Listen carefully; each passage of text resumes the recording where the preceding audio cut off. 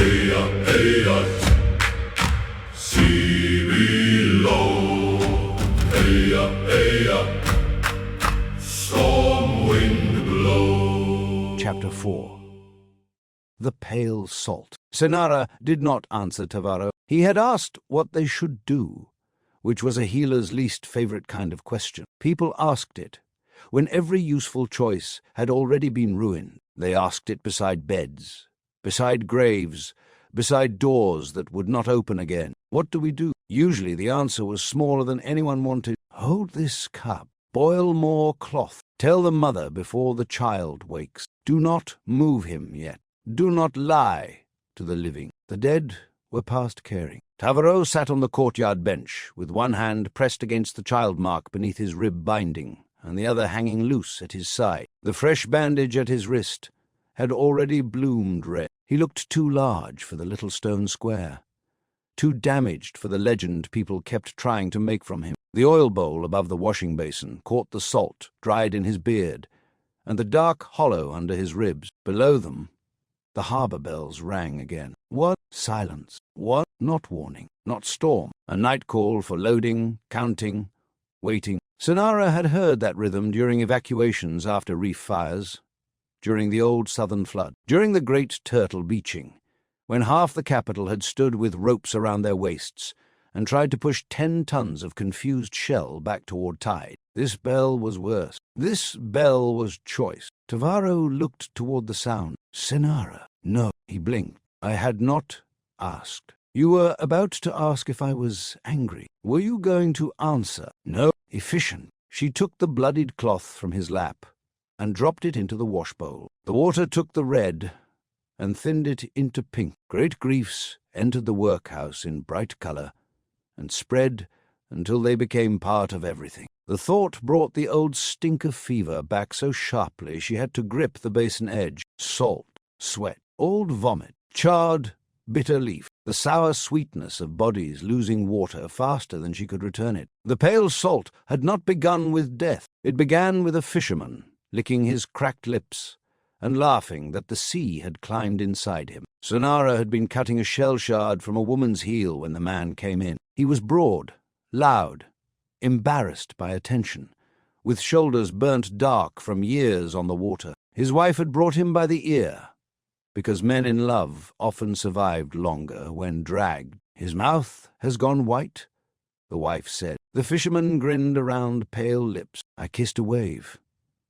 It was jealous. Senara had been younger then, not young enough to be stupid, old enough to resent how much stupidity remained possible. She took his chin between her fingers and turned his face toward the light. White at the lips, fine crust at the corners, gums dry, tongue thick, breath fast. Fever? She asked. No, he said. Yes, his wife said. The body agreed with the wife. Senara set the shell shard aside, washed her hands twice, then had him sit. Water first? Always water first, when the mouth dried that way. He drank 2 cups and asked for a third before she had finished checking his pulse. His skin was hot. His pulse was wrong. Not fast in the usual fever pattern. It beat hard, then skipped like a frightened thing. She sent for Oren. He came from the council house, smelling of ink, rain, and smoke, his white shot hair bound back badly, as if he had tied it while walking. Oren always looked as though 3 thoughts had arrived at once, and none had agreed to wait. He had healer hands, even when he was holding a law tablet. Thin fingers, scarred thumbs, nails kept short. He could set a bone while lecturing a chieftain on drainage rights, and somehow make both parties feel improved. He looked at the fisherman's mouth and did not laugh. That was when Senara first felt fear. Bodies made patterns. Oren had taught her that before she could write her own name straight, 1 sick man was a man, 2 were a question, 3 were a pattern trying to hide. By sunset, they had 5. By morning, 9. By the 3rd day, the workhouse no longer had enough mats. The pale salt gave the mouth its name first. Lips went white, tongues swelled, gums cracked. Then the eyes sank, the skin heated, the hands shook, and the thirst became monstrous. People drank until they vomited and begged for more before the bowl left their reach. Some sweated salt dust through their skin. Some stopped sweating at all, which was worse. The worst cases seized in the night, backs bowed, fingers hooked, mouths foaming pale. Children failed quickly. Old people failed quietly. Young adults fought longest and broke hearts by seeming to improve before morning took them. Sinara learned to hate dawn. The first week, they worked as they had been trained. Separate mats, boiled water, fresh cloth, mouth rinses, cooling stones, bitter root for fever, salt bark in careful doses because too much closed the throat. Keep the sick shaded, keep them turned, keep waste away from wells. Burn bedding that could not be clean. The second week, they argued over theories because arguing still felt like power. Bad shellfish, a fouled spring, more deep vapor carried in from southern winds, reef mineral sickness after red rain, punishment from the three near gods. No, not punishment, a warning. No, not a warning, a test. No, not a test, because gods who tested children deserved no shrines. Sinara said that last one aloud after a 6-year-old died with both hands locked in her hair. The room went silent around her. Oren, standing beside the door with a dead boy in his arms, said, "We will discuss theology after we have enough cups." No one mentioned it again. Sinara had seen pieces of this before. Not the whole fever, not the pattern. Pieces. A healer from Outer Lower had written of white mouth after red tide, and a thirst that emptied cistern jars. A North Island birthkeeper had sent 3 lines about salt crust on children's lashes after a season of hot rain. Reef settlements had stories of boys coming back from shell pools with dry tongues and shaking hands. Scattered reports, loose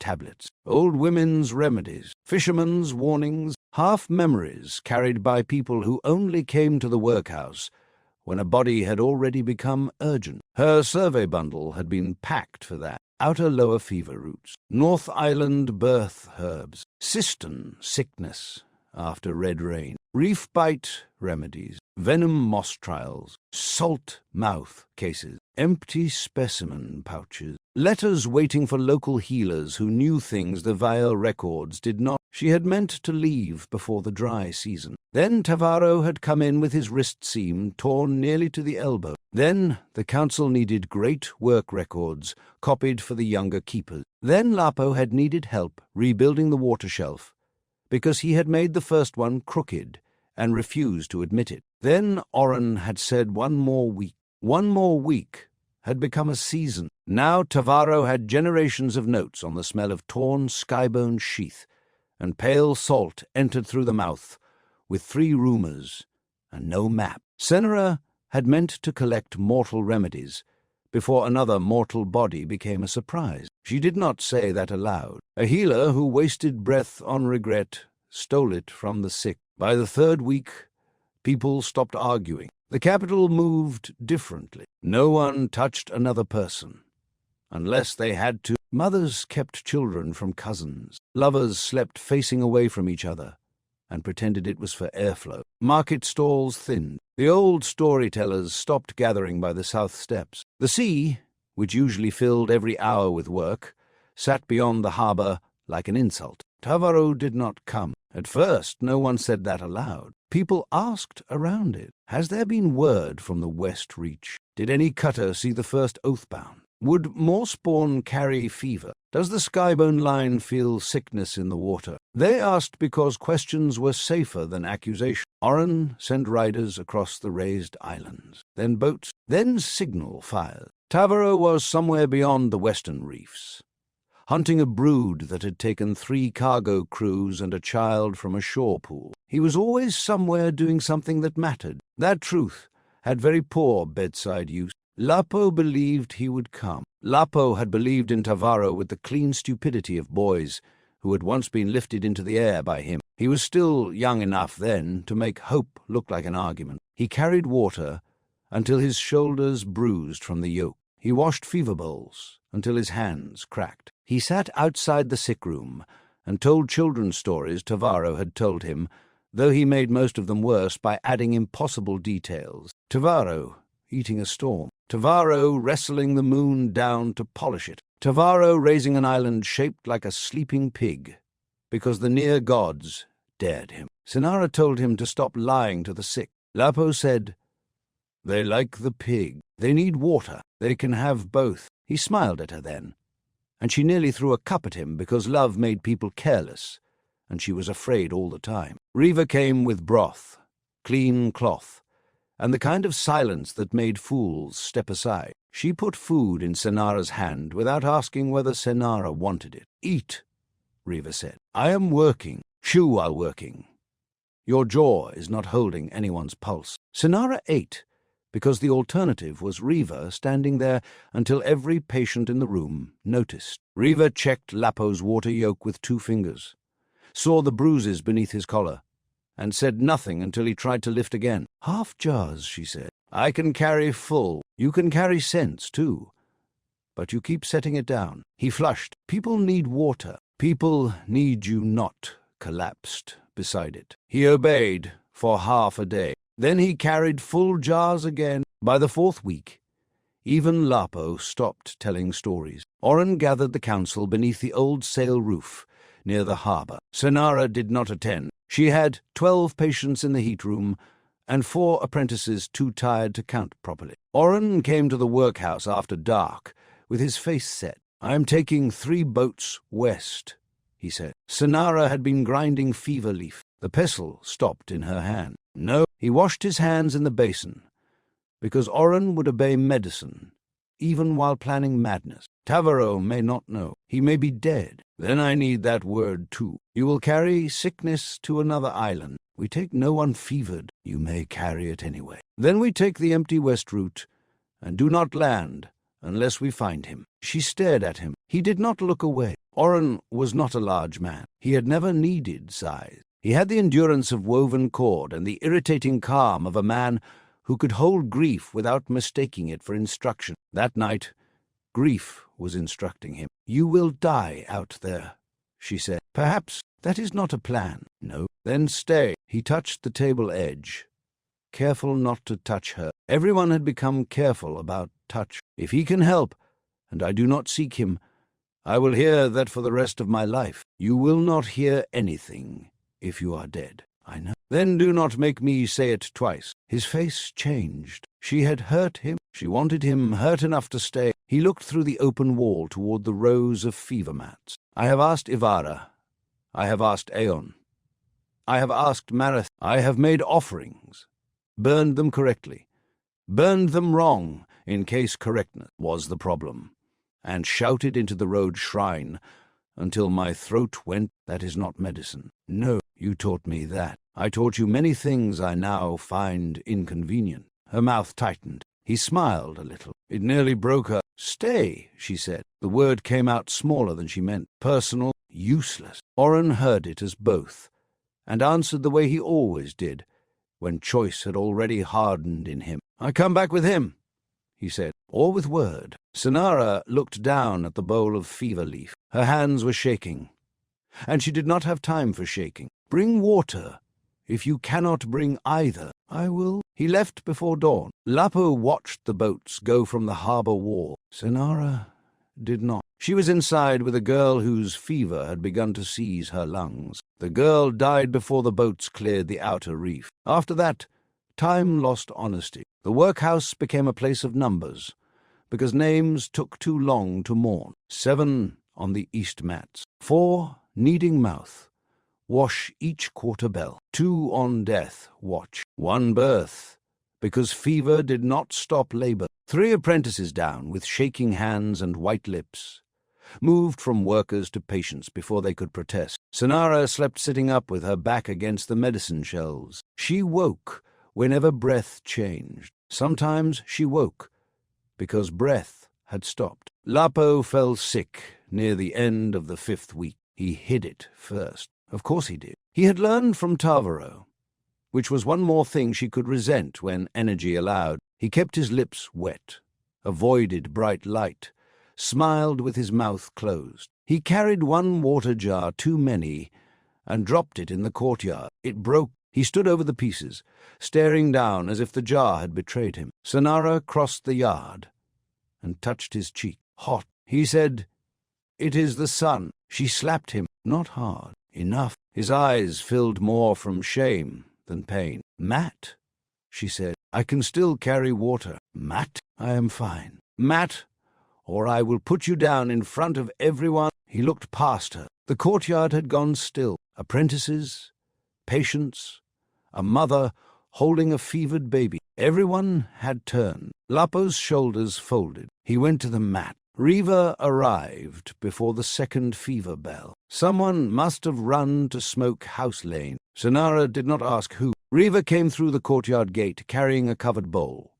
and a knife at her belt. Her hair had escaped its tie. Her hands were clean, which meant she had washed them before entering. Good. She saw Lapo on the mat. Her face did not change. That was how Sonara knew she was afraid. "Out," Sonara said. "No, you can watch from the screen. He is mine before he is your patient. Then help him live by obeying the person treating him." Riva's mouth hardened. For one breath, Sonara thought she would refuse. Then Riva set the bowl beside the shelf, rolled her sleeves and said, "Tell me what to carry." For 2 days, Lapo was a good patient because he was too ashamed to resist. On the third, the thirst took him. By the fourth, he no longer knew them. He called Riva by the name he had used as a child. He called for father, then for Tavaro, then for water,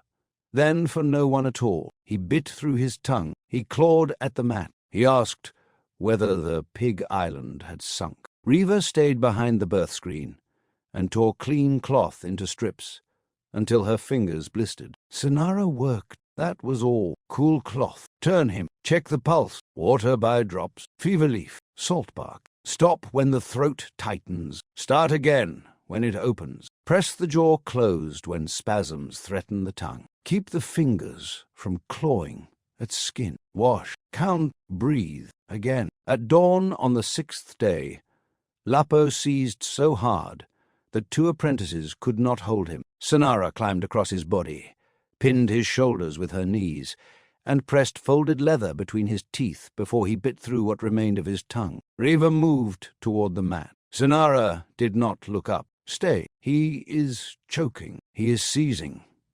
Stay." Riva stopped. Lapo stared up at Sonara, with eyes gone too wide, too bright, too empty. Then he stopped fighting. For one breath, she thought he had died. He had not. The breath returned, thin and ragged. She bent over him and pressed her forehead to his. "Do not," she said. "Do not make me carry this, too." His skin burned against hers. Outside, someone began shouting from the shore. Sonara ignored it. Shouting came every day now. Death, arrival, argument, grief.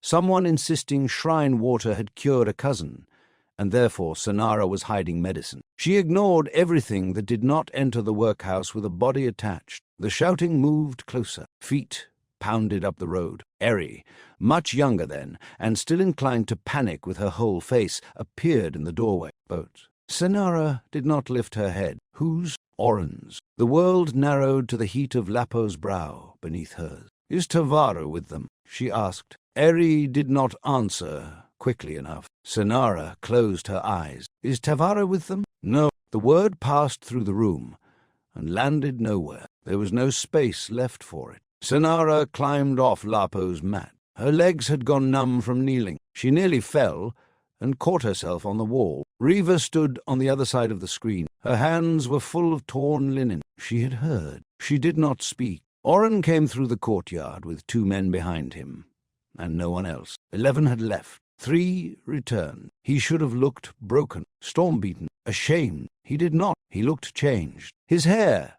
had gone mostly white in the weeks since he left. His shoulders were thinner. His feet were bare and torn. Salt had dried in the folds of his clothes. His hands, those exact healer hands, gripped a staff of grey driftwood so tightly the knuckles had split. The staff was plain enough that a fisher child might have dragged it home.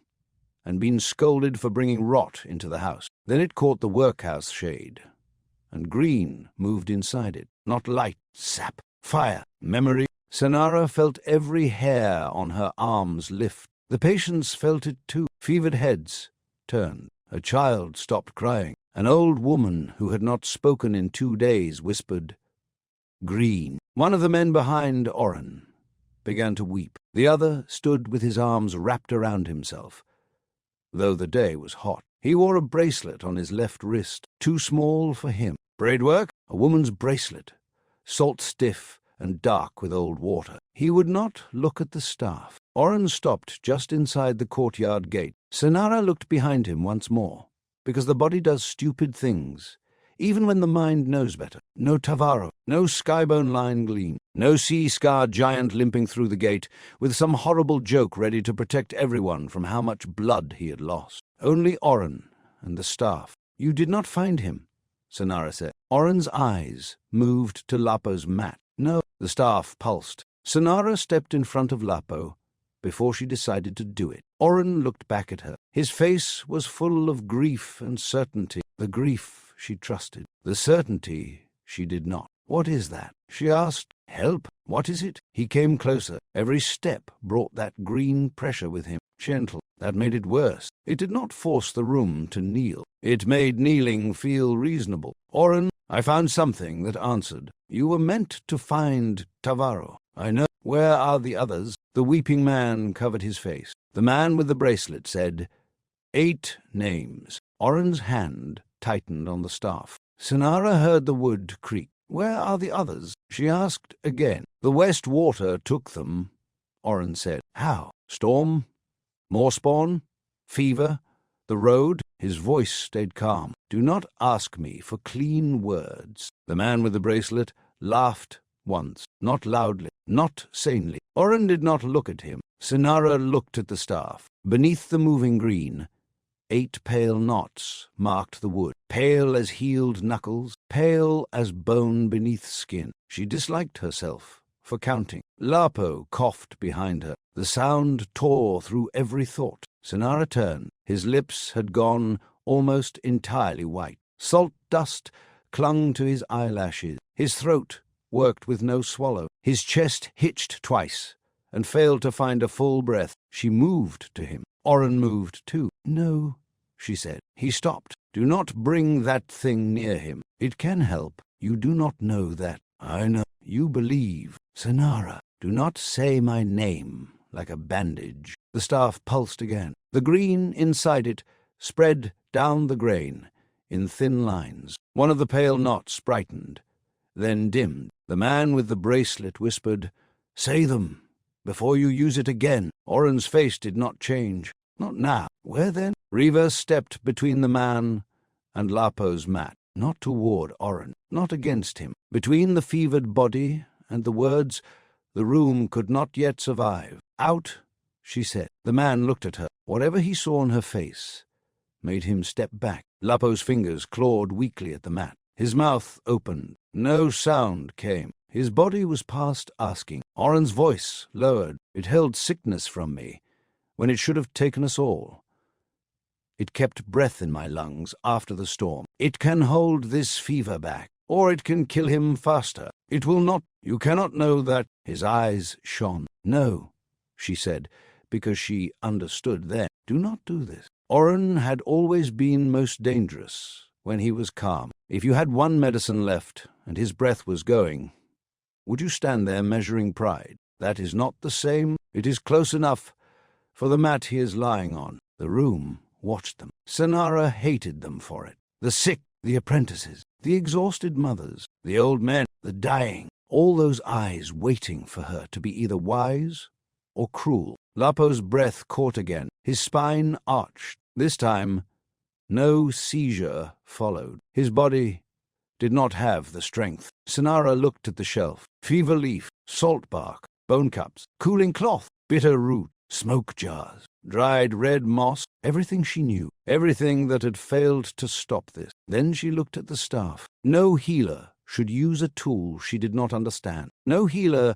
should refuse a possible treatment, because fear had dressed itself as discipline. Both rules stood before her, and only one body lay between them. Her voice felt like scraped shell. If his throat closes, I cut it open. Oren nodded. If his heart stops, you take that staff away from my room. Yes, if he dies after this, you do not call his death holy. The certainty in Oren's face broke for the first time. Pain showed through. Yes, he said. Senara stepped aside. Reva made a sound behind the screen. Senara did not turn. Oren knelt beside Lapo. The staff did not touch the mat. Its end hovered above the reed, and the green inside the wood gathered near Oren's hand. The workhouse cooled, not dramatically, not like winter. The heat simply loosened its fist. Sweat dried on Senara's neck. Lapo's breath, ragged and fast, slowed by one beat. Green threads moved from the staff. Not light, not roots either. Something between. They entered the air and vanished, then appeared again along Lapo's arms, faint under the skin. Senara lunged forward and grabbed his wrist, counting pulse. Still there. Fast. No. Slower. His mouth worked. She leaned close. Water, he whispered. Every person in the workhouse began to cry, except Senara. She did not have time. Cup? She snapped. Eri brought one.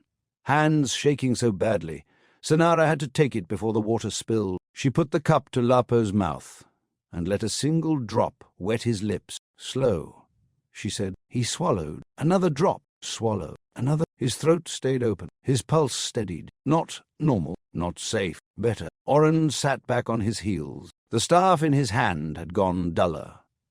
Green withdrawn to the knots. Senara looked at him. He looked older than before. Not by years, by cost. The certainty remained, yet under it his face had hollowed as though something had taken a bite from the spirit and left the flesh standing. The man with the bracelet had stopped crying. His eyes were on one of the pale knots in the wood. Senara kept her fingers on Lapo's pulse. What did it take? She asked. Oren did not answer. That was when she began to fear the staff more than the fever. Lapo survived. Not at once. Not cleanly. The songs later made it sound as if Oren walked in with green fire, and the pale salt fled like a whipped dog. Songs were lazy. They did not count the next 3 nights, when Lapo's fever rose again, when Senara fed him water by drops, when he soiled the mat and wept because he knew it, when his hands shook too hard to grip a bowl. The staff did not cure him. The staff held something back long enough for his body to remember how to fight. That was enough. Enough changed everything. Oren took the root staff to 3 houses the next day. Then 7. Then the fever ward near the old shrine. He never said cure. He was too careful at the beginning. He said shade. He said hold. He said the power moved best where people chose to stand together. Senara hated that phrase. It sounded like medicine while meaning almost nothing. The worst of it was that the staff worked. Not always. It did not help the woman whose lungs had already filled. It did nothing for the little boy who had stopped swallowing before Oren reached him. 2 old men died holding hands on the north mats, while the staff leaned against their doorway, green and useless. It worked enough. It cooled some fevers. It steadied some pulses. It made clean houses stay clean when sickness was brought too near. People who stood within the green shade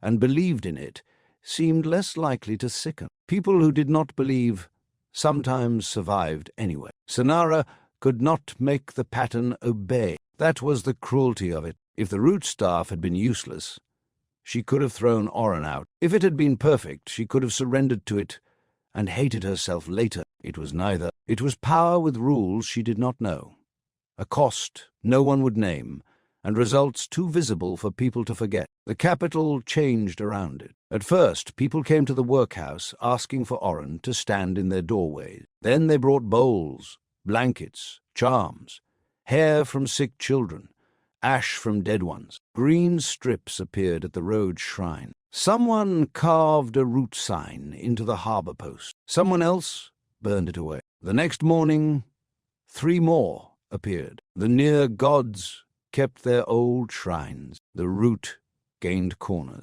Tavaro returned too late. He came through the workhouse gate after the worst had passed, carrying a more-spawn jaw across his shoulders like proof that absence had been labor. Sonara remembered the jaw because it was enormous, black along the hinge, and still wet in places it should not have been wet. He looked proud for exactly one heartbeat. Then he saw the fever mats, the empty ones rolled along the wall, the burial baskets waiting for names, the green strips tied around 2 doorposts. Lapo sat upright near the crooked shelf, thin as reed, lips still pale, one hand around a cup Sonara did not trust him to hold. Tavaro lowered the jaw. He did it carefully, as if sudden movement might wake the dead. No joke came. That frightened the room more than the jaw. Lapo looked at him. Tavaro's face changed. Hope entered too fast.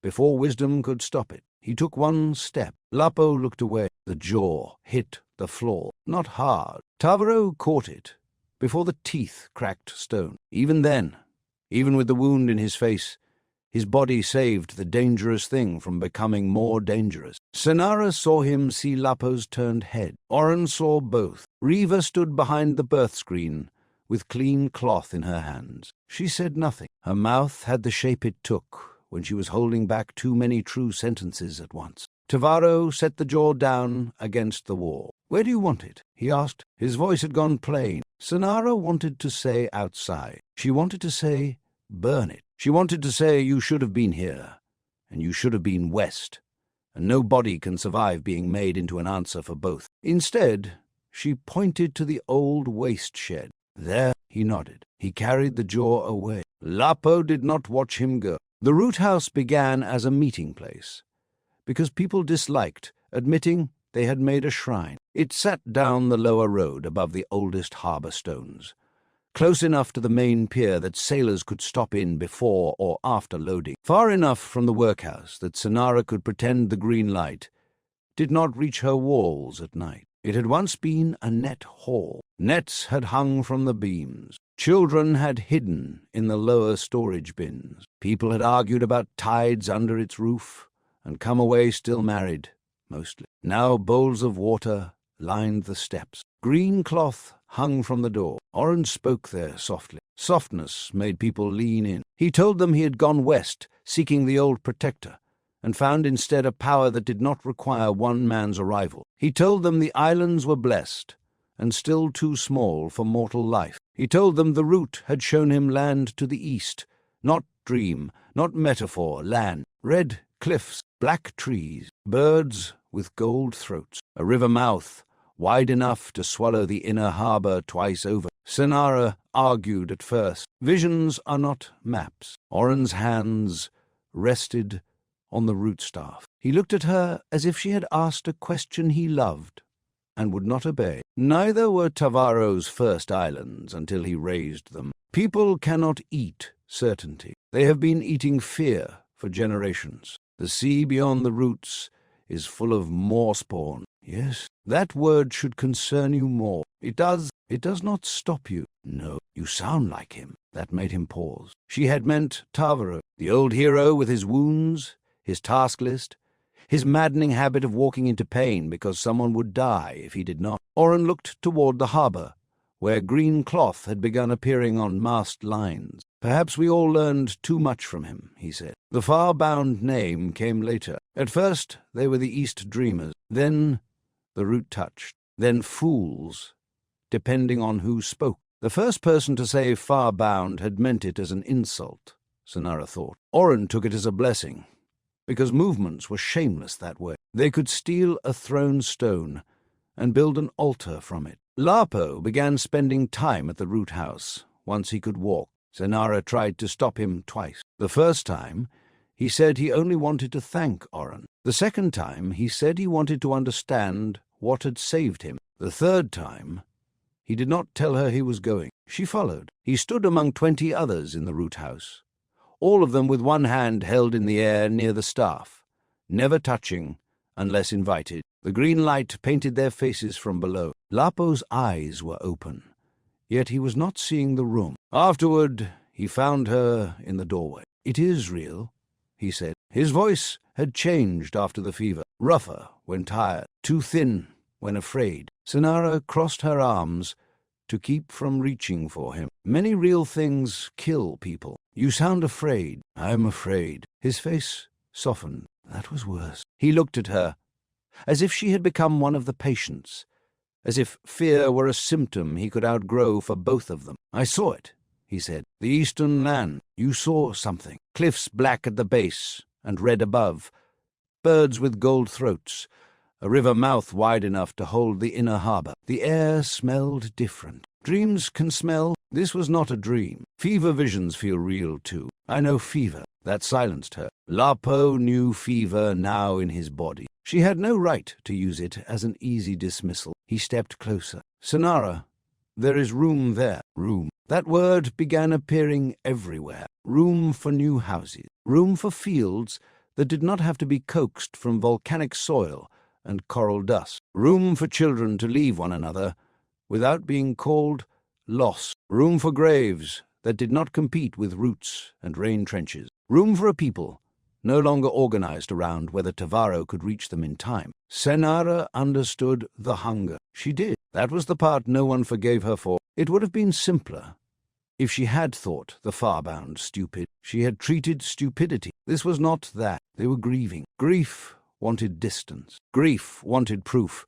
that the place of pain was not the whole world. They were also being led by a staff that made doubt feel like weakness. The night Lapo told Riva he was leaving, Sinara had already known, not because he confessed. He had become too faithful to confess. Confession invited argument, and argument delayed destiny. She knew because his hands had changed. People packing to leave touched objects differently. A bowl became a question. A knife became weight. A doorway became memory before the feet crossed it. Lapo had stood in the workhouse that afternoon and looked at the crooked shelf for too long. He touched the warped edge once with his thumb. Then he pretended he had not. After that, Sinara sent the runner. The memory left her as the oil bowl sputtered in the present courtyard. Tavaro was watching her. He had been silent long enough that his silence had become another patient in need of attention. What did it do? He asked. No swagger in his voice. Sinara did not pretend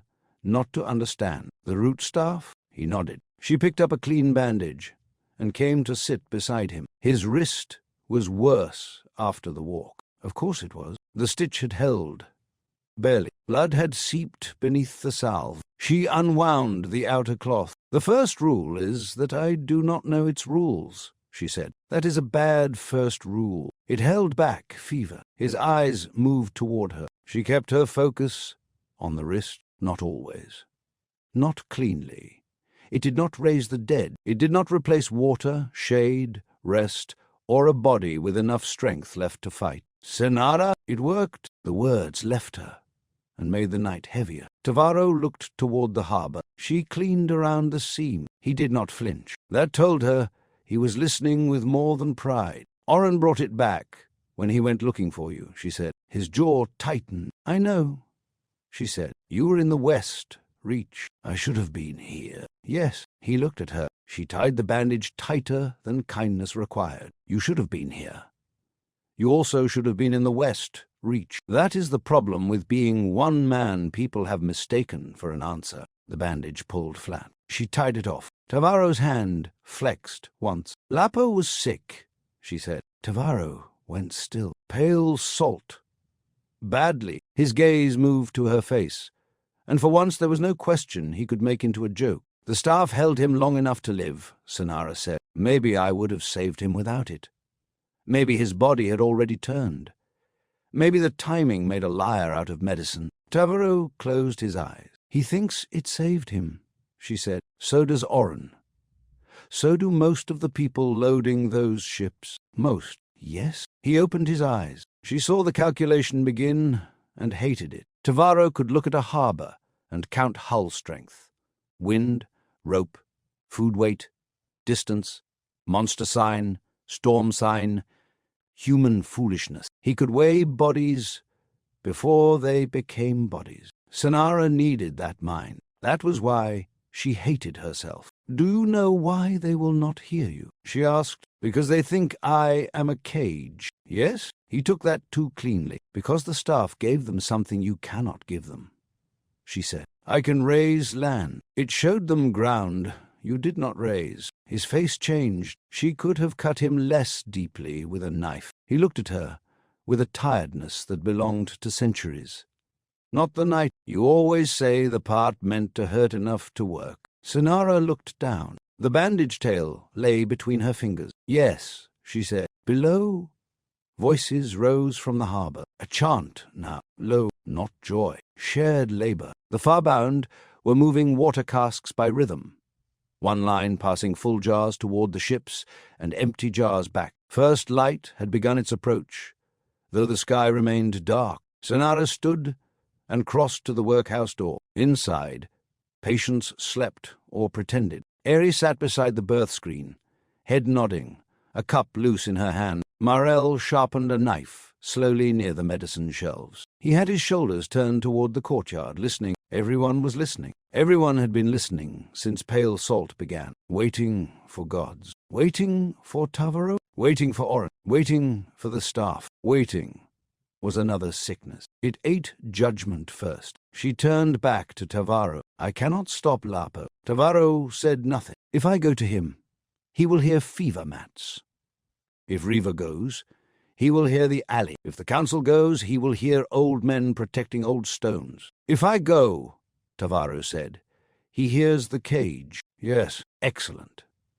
We have chosen the worst messenger who can still make people pause. I cannot stand well. You stand loudly, Senara. The word was soft. Do not ask me. Ask me. Tell me I am still useful. Do not make me prove it. She walked back to him. The courtyard stones were cool under her bare feet. At some point in the night, she had kicked off her sandals and forgotten them, which meant exhaustion had begun stealing small facts. Tavro watched her like a wounded animal watching an approaching hand. Trust and fear in the same body. She sat beside him again. I am going to ask something wrong, she said. His breath moved carefully under the rib binding. I know. No.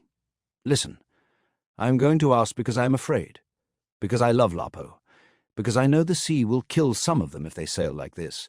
Because I saw what the staff did and still do not trust it. Because I have kept bodies alive all my life, and cannot bear that his might become one more thing I failed to hold. Her throat tightened. Tavaro did not reach for her. She was grateful. She would not have survived gentleness from him in that moment. Tavaro, she said. His face changed at his name, just slightly. He had so many titles that the name itself could still cut through him. Stop Lapo. The words were smaller than she expected. Not grand, not commanding. Tavaro closed his eyes. The child mark under his binding gave no light she could see, yet his hand moved toward it and stopped before touching. When he opened his eyes again, the old humor was gone. How? He asked. If he will listen, make him listen. And if he will not? Senara looked at his hands, the bound wrist, the scarred palm, the fingers that could tear rope, stone, hull, throat. Then you come back. His face went still. He may die. Yes. The word hurt her. You still come back, she said. Do not come back saying, I told you to do worse. Tavaro nodded once. That should have comforted her. It did not. She knew nods. She knew bodies. She knew the way his jaw had set, and how his shoulders had gathered pain around purpose. He would try too hard. Tavaro always tried too hard where love and danger met. He stood too fast. Pain went through him at once. She saw it strike ribs, thigh, wrist, back. His face whitened under sun-dark skin. His left hand opened and closed once. For a breath, he leaned toward her without meaning to. Senara rose with him. No, he said. I said nothing. You are about to steady me. You need steadying. I need to know whether I can cross the courtyard without folding. Can you? He took one step, then another. The limp was worse. His breath dragged. Blood threatened the fresh bandage before he reached the gate. Yes, he said. Senara did not laugh. He turned back at the courtyard threshold. Tavaro, she said. He looked at her. There were too many things to say. Do not touch the staff. Do not kill Oren. Do not make Lapo hate you more. Do not come back with blood that medicine cannot wash off. Do not prove them right. All of that crowded behind her teeth. The healer in her chose the sentence with instruction in it. If the root staff gets close enough that your wrist starts to burn, step away. His bound hand flexed. You felt it. I saw it. Of course you did. This is not pride. Step away. He smiled then, faint and awful. I am famous for stepping away from trouble. You are famous because songs lie. Fair. He turned toward the lower road. The harbor chant carried up the hill. Sonara stood in the courtyard and watched him go, one damaged step after another, toward the people who feared him, toward the boy she loved, toward the old man with the green staff, toward the choice she had asked him to enter, because she had run out of ways to keep bodies alive. When he disappeared beyond the healer's garden, she pressed both hands to her mouth, not to pray, to keep from calling him back.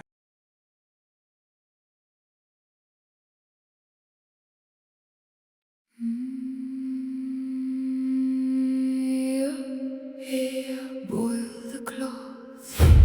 Here, hold the cup.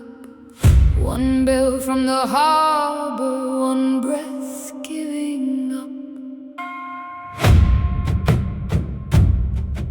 Sonara heard the question fall. What do we do tonight? Tavaro sat with blood at his wrist, too large for the courtyard light. Below the loading bell kept time, one cold and hollow stone.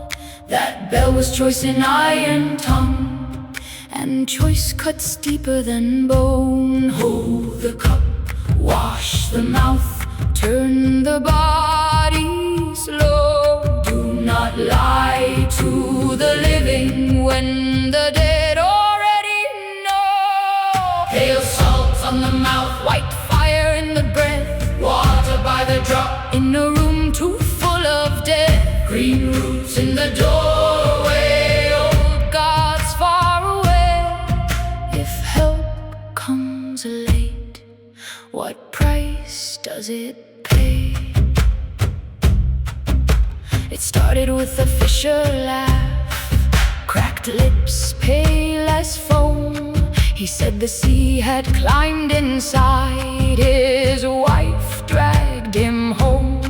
By dawn there were 9 fever mats, by week 3 names were ash. Children failed in thirsty sleep, young hearts broke last. Boiled cloth, cooling stone, bitter leaf and prayer. Sonara counted every breath and found no answer there. Pale salt on the mouth, white fire in the breath, water by the drop in a room too full of death. Green roots in the doorway, old gods far away. If help comes late, what price does it pay? Oren sailed west for Tavaro, 11 crossed the reef. 3 came back with salt-torn feet and a staff alive with green. No tidebreaker at the gate, no giant with a joke, only root light through the wood and a cost no one spoke.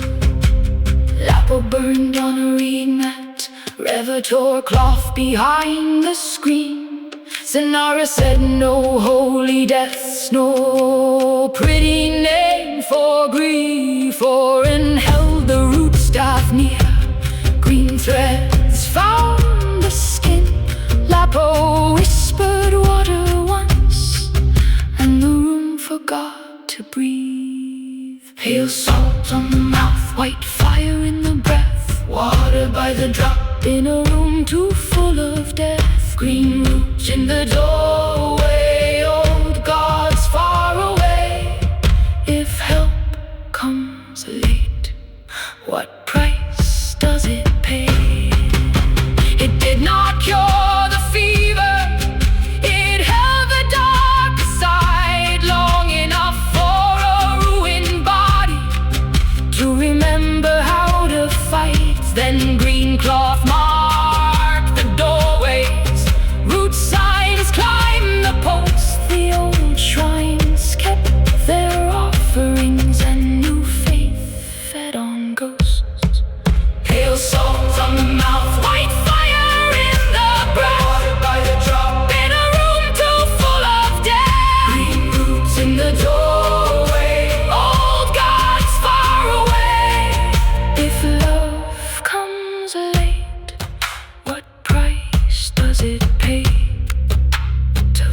came back too late, with the monster jaw in hand. Lapo looked away from him, and silence split the land. Now ships below are loading, first light stains the sea. Sonara says, "Stop, Lapo, then come back clean to me." Eya, eya, harbor calls. Eya, eya, green roots glow. He walks toward the boy she loves, and she cannot call him home.